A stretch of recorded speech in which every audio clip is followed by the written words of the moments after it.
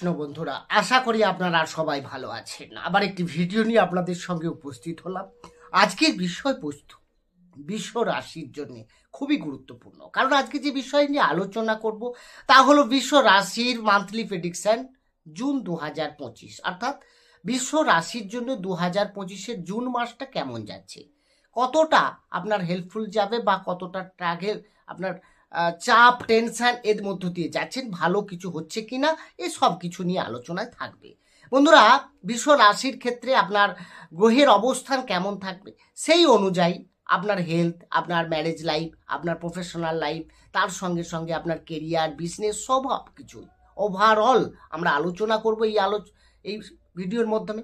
তো আপনারা যারা এই বিশ্ব রাশির জাতক জাতিকা রয়েছেন, মনোযোগ সহকারে ভিডিওটি প্রথম থেকে শেষ অবধি দেখুন। দেখার পর আপনার অনেক প্রশ্নের উত্তর তো আপনি পেয়েই যাবেন, বাকি রইল কিছু জানার থাকলে সেটাও আপনারা জানতে পারবেন এই ভিডিওর মাধ্যমে। বন্ধুরা, এই ভিডিও চলবে, আরও নেক্সট আমরা ভিডিও নিয়ে আসছি। আর ভিডিওগুলো যদি ভালো লাগে পারলে চ্যানেলটিকে সাবস্ক্রাইব করে আমাদের সঙ্গে থাকতে পারেন। সাবস্ক্রাইব করলে পাশে থাকা বেল আইকনটি প্রেস করতে ভুলবেন না, কারণ এই ধরনের ভিডিও নোটিফিকেশন তাহলে পরবর্তীকালে আপনি সহজে পেয়ে যাবেন। আসি আলোচনায়। আপনার যখনই জুন মাস শুরু হবে, আপনার রাশি সাপেক্ষে গ্রহের স্থিতি থাকবে অনেকটা এরকম। কোথায় না, আপনার রাশির দ্বাদশে শুক্র, একাদশে শনি, দশমে রাহু, রাশিতে থাকছে কে, রাশিতে থাকছে রবি বুধ, দ্বিতীয় ভাবে থাকছে বৃহস্পতি এবং তৃতীয় ভাবে থাকছে মঙ্গল, আর চতুর্থে থাকছে কেতু। বন্ধুরা, গ্রহের অবস্থান যা থাকছে সেই অনুযায়ী যদি দেখা যায়, আপনার হেলথ প্রথমে আমরা দেখব। হেলথ, কারণ আপনার স্বাস্থ্য ঠিক তো সব ঠিক, যতই আপনি টাকা পয়সা আসুক না কেন, যদি রোগ ভোগে ভোগেন তাহলে তো ভোগ করবেনটা কি করে। তো বন্ধুরা, স্বাস্থ্য আপনার দেখতে গেলে এই মাস কিন্তু একটু খারাপই যাবে, বিশ্ব রাশির জন্য খুব একটা ভালো নয়। দেখুন, আপনারা আগাম কিছু জেনে গেলে আপনাদেরই লাভ। আপনারা গাইড নিতে পারেন বা আপনি আগে থেকে সাবধান হতে পারেন, কারণ শুক্র আপনার রাশির অধিপতি, সে দ্বাদশে বসে আছে। এটা খুব ভালো লক্ষণ নয়। দ্বাদশ মানেই খরচের ঘর, দ্বাদশ মানেই হসপিটাল, দ্বাদশ মানেই কোনো মেডিসিন সেন্টারে আপনাকে যেতে হচ্ছে, খরচ হচ্ছে। তো মেডিকেল পারপাসে খরচে আপনার দেখাচ্ছে। তো সেই জায়গা থেকে হেলথ নিয়ে, বা আপনি কোনো দূরে ট্রাভেল করতে গিয়ে, লং ট্রাভেলও আমরা দেখাই দ্বাদশ ভাব, তো সেখানে গিয়ে আপনার কিছু হেলথ ইস্যু আসতে পারে। তো বাইরে যারা যাচ্ছেন একটু সাবধানে যাবেন, ওষুধপত্র নিয়ে, মেডিকেল পরামর্শ নিয়েই যান, তাহলে আপনার জন্য বেটার। এরপরে আসবো এডুকেশনের পার্টটা নিয়ে। এডুকেশন মানেই পঞ্চম ভাব, কারণ পঞ্চম ভাব থেকেই আমরা শিক্ষা এবং প্রেম ভালোবাসা, তার সঙ্গে সঙ্গে সন্তান, এগুলোকে দেখি। তাহলে পঞ্চমপতি বুধ, সে আপনার রাশিতে থাকছে 6ই মে পর্যন্ত, মনে রাখবেন। তারপরে কিন্তু দ্বিতীয় ভাবে গোচর করে যাবে। দ্বিতীয় ভাব কিন্তু বুধের জন্য বেটার, মিথুন রাশি নিজের ঘর, সুতরাং বুধের অবস্থান একদম ঠিকঠাক। শুধু কি করতে হবে, একটু শুনতে হবে কাদের কথা, বাবা মা এবং সিনিয়র গার্জেন্সের কথা। তার কারণ এখানে রবি আপনাকে নাম, এবং আপনি দেখবেন আপনার ছেলে মেয়ে হতে পারে, বা আপনি নিজে যদি এডুকেশনের মধ্যে যান, আপনার বিশ্বরাশি হয়, তাহলে দেখবেন আপনার কিন্তু যদি এক্সাম বা কোনো ইন্টারভিউ বা কোনো কম্পিটিশানে আপনি অংশগ্রহণ করছেন, সেখান থেকে একটা ভালো নাম আপনার হচ্ছে, নাম যশের জায়গাটা খুব ভালো রয়েছে এই সময়টা। বাড়ির একটা সাপোর্ট আপনি পেয়ে যাবেন এই সময়, আপনার জন্য খুব ভালো। বা এডুকেশন পারপাসে আপনি কোনো বাইরে যেতে চাইলে সেটাও আপনি এই সময়টা পাবেন, এটার জন্য ভালো। তো পড়াশুনো দেখতে গেলে এই সময়টা খুবই বেটার।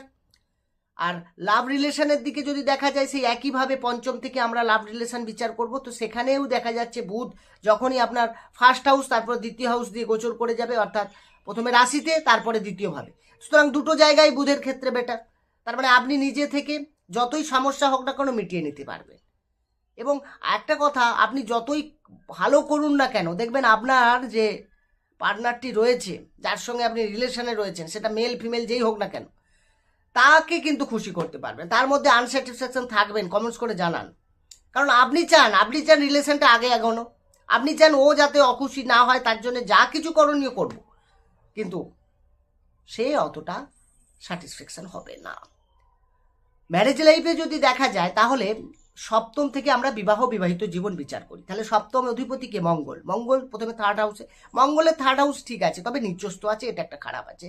তারপরে 7ই জুন সে ফোর্থ হাউসে গোচর করে যাবে, অর্থাৎ আপনার লাইফ পার্টনারের সঙ্গে বৈচারিক কিছু মতভেদ তো হবেই, তার কিছু ইগো, তার কিছু সিদ্ধান্ত, যেটা আপনার কাছে পছন্দ নাও হতে পারে, এবং আপনি নিজেই একটা মানসিক স্থিতিহীন অবস্থায় থাকবেন, কারণ যেহেতু আপনার রাশির অধিপতি দ্বাদশে আছে। তো সেই জায়গায় আপনার সঙ্গে কিন্তু এই মাসটা একটু সাবধানে এগোতে হবে। বিশেষ করে কোনো বিষয় নিয়ে আর্গুমেন্টে যাবেন না, সব থেকে ভালো কথা। চুপচাপ থাকুন, দেখবেন সম্পর্ক অনেক বেটার আছে। যেই সময়টা বলার সেই সময়টা বলবেন, সব সময় বলার সময় থাকে না, সব সময় ভালো সময়টা আপনার হাতে থাকে না। যে কোনো বিষয় বলছি, আপনাকে সময় অনুযায়ী বুঝে সুঝে এগোতে হবে, তাহলেই দেখবেন আপনি গেনার। জ্যোতিষ মানেই সময়ের খেলা, সময় অনুযায়ী চলুন, দেখবেন সব ঠিকঠাক হয়ে গেছে। এরপর আসবো কি না, আপনার লাক যাকে বলে ভাগ্য।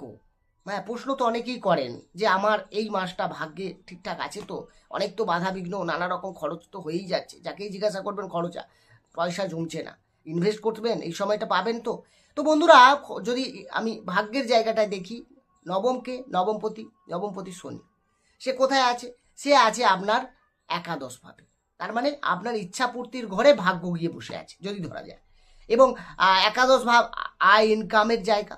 তার মানে এখান থেকে আপনার কি ইনকাম, আপনার পয়সা যদি কোনো আটকে থাকে, কোথাও থেকে পান, দেয়নি, অনেক দিন ধরে ঝুলাচ্ছে, এগুলো থেকে আপনি রিফান্ড পেয়ে যাবেন।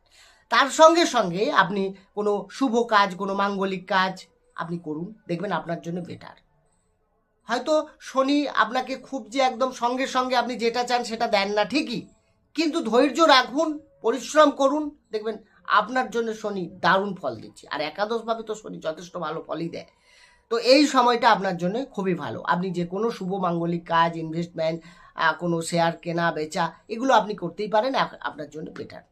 তবে হ্যাঁ, আপনারা বিশ্ব রাশির ক্ষেত্রে বলবো, কারণ কেরিয়ার নিয়ে যদি বলা যায় তাহলে দশমে রাহু প্রবেশ করে গেছে অলরেডি, আর আপনার রাশির চতুর্থে কেতু। তার মানে ফ্যামিলি এনভায়রনমেন্টের কিছু চেঞ্জ আপনাকে করাতে হবে। তার সঙ্গে সঙ্গে আপনার কেরিয়ার, বন্ধুরা এটা আপনি নোট করে রাখুন, এই 18ই মে 2025 থেকে রাহু চেঞ্জ হচ্ছে।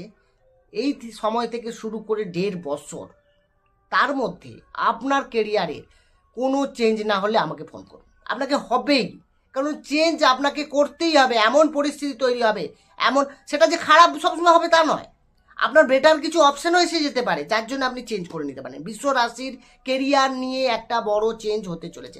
সিট হলেও চেঞ্জ হবে, দিশা হলেও চেঞ্জ হবে, দেখুন কোনো না কোনো চেঞ্জ আপনার হবে কেরিয়ারে, এবং চেঞ্জ করে নেবেন, এটাই আপনার জন্য বেটার। কারণ রাহু যখনই আমাদের কর্মভাবকে কানেক্ট করে, দশম ভাবের সঙ্গে কানেক্ট হয়, আমাদের লাইফে বিশেষ করে কেরিয়ার নিয়ে আমাদের কিছু চেঞ্জ। কারণ আপনার এমনই মনে হবে যারা বিশ্ব রাশির জাতক জাতিকা, যে চেঞ্জ করলেই ভালো হবে, হচ্ছে না, এই চেঞ্জ করবেন আপনার লাইফে না। এবার যদি আমি বিজনেস বলা যায়, তো বিজনেস সপ্তম দেখে বলা হয়, প্রথমে তো নিচস্ত থাকছে, তারপরে কিছুটা ডেভেলপড হচ্ছে। 7ই মের পর থেকে বিজনেস শুরু করুন।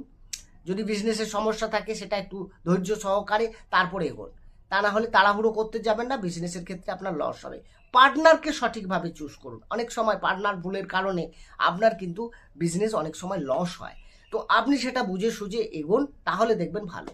আপনার জন্য এই জুন মাস যদি দেখা যায় তাহলে কিন্তু মোটামুটি ঠিকঠাক থাকছে। কেরিয়ার, ভাগ্যের জায়গা যথেষ্ট ভালো, কিন্তু ফ্যামিলি লাইফ বা এডুকেশনের পার্ট থেকে কিছু সমস্যা আসতে পারে, সেগুলো আপনি আস্তে আস্তে সমাধান করবেন।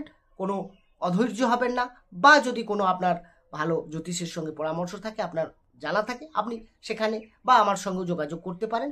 নিচে ডেসক্রিপশনে নম্বর দিয়েছি, সেখানে আপনি যোগাযোগ করুন। ভালো থাকুন, সুস্থ থাকুন, দেখা হবে অন্য একটি ভিডিও নিয়ে। নমস্কার।